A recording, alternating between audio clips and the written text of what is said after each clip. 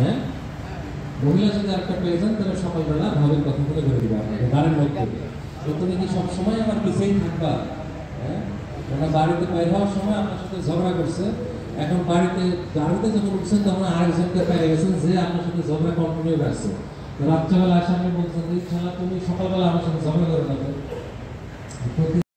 তাদের সাথে আপনি এবং আপনার লোকজন কি ধরনের আচরণ করবেন?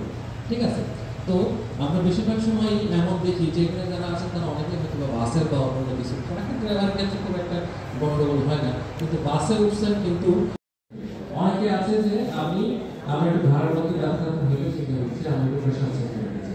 ঠিক আছে, আমাদের দেশে এটা একটা প্রবণতা যে আমি মনে করেছি যদি প্রেশারের সমস্যা থাকে আমার ডায়াবেটিস হবে, আসলে ব্যাপারটা এরকম না।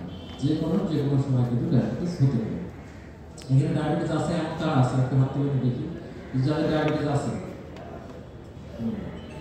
তাহলে দেখা যাচ্ছে ওনাকে একটু দাঁড় করে ওনাকে দেখে খুব বৃদ্ধ মনে হচ্ছে, বয়স্ক দেখে লাগে না, তাই না? আপনি একটু চারদিক ঘুরে আপনি একটু সময় দিয়ে দিন। হ্যাঁ, তাহলে দেখেন ওনার কিন্তু অল্প বয়সে ডায়াবেটিস আছে, যে বয়সে তাহলে অনেক আগে থেকে।